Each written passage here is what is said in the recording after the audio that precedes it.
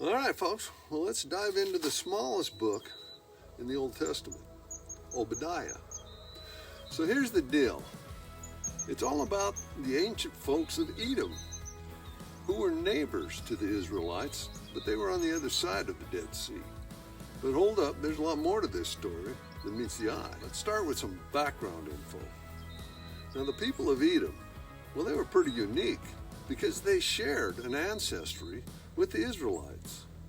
Both of them were part of the family of Abraham. You know, that's the fellow who had a son named Isaac with his wife Sarah. Hey, but guess what? Abraham also had a wife named Rebekah, and she bore two sons, Jacob and Esau. Yeah, different times, different rules, right? You got these two bros, Jacob and Esau. And let me tell you, their relationship, well, it was not a pretty sight. The book of Genesis spills all the tea on their drama in chapters 25 through 27 for a full scoop. But eventually they got new names, Israel and Edom, which became the names of their tribes. And guess what? Well, these new tribes, they repeated the same rocky relationship that the brothers had. Throughout the centuries, Israel and Edom, well, they had some serious beefs, even though they were supposed to be family.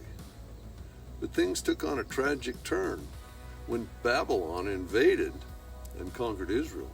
Now Edom, well, they seized this opportunity, and instead of lending a helping hand to their cousins, they took advantage of the situation, pillaged the Israelites. They even captured and killed Israelite refugees. Not cool. Not cool at all. So now enter God and his messenger, the prophet Obadiah. Now God held Edom accountable for their violent actions. Even though Obadiah's book is the shortest in the Bible, there are actually two parts to the book. In the first part, Obadiah goes off on the leaders of Edom, accusing them of being arrogant and full of themselves. These guys not only lived high up in the desert rocks, but they also believed they were high up and superior to the Israelites. Talk about some serious pride issues. And you know what this pride led them to? It led them to actively participate in the destruction of Jerusalem right alongside Babylon. But here's the kicker. God, through Obadiah, tells Edom that what they've done to Israel will come back to bite them in the butt. They will be brought down from their lofty heights and destroyed, just like they did to the Israelites. Now Obadiah 1, 8 through 10 spells it out. And in that day, declares the Lord, I will destroy the wise men of Edom and those of understanding in the mountains of Esau. Your warriors, Teman, will be terrified, and everyone in Esau's mountains, they'll be cut down in the slaughter because of the violence against your brothers, Jacob.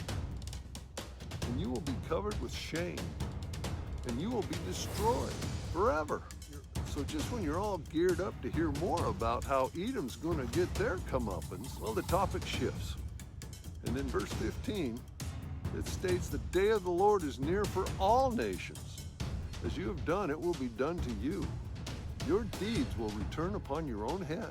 So why the sudden change from Edom to all the nations? Well, this verse is like a hinge that connects the first half of the book to the second half. Now you may be wondering why Obadiah was so fixated on this tiny little neighbor of Israel.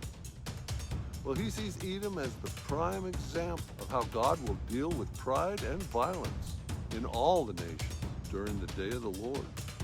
It's like a lesson for everyone, including me and you.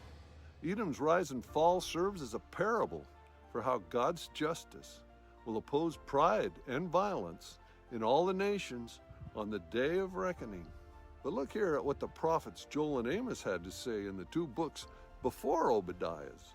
Joel talks about what happens after the day of the Lord, when God performs a new act of salvation in Jerusalem. All those who humble themselves and call upon the God, well, they'll be saved. Then Amos follows up by saying that after Israel has been judged for their wrongdoings, well, God will raise up the house of David, and he'll establish a new kingdom that includes not only Israel, but also Edom and all the nations. That's you and me. Now everyone's invited to the party.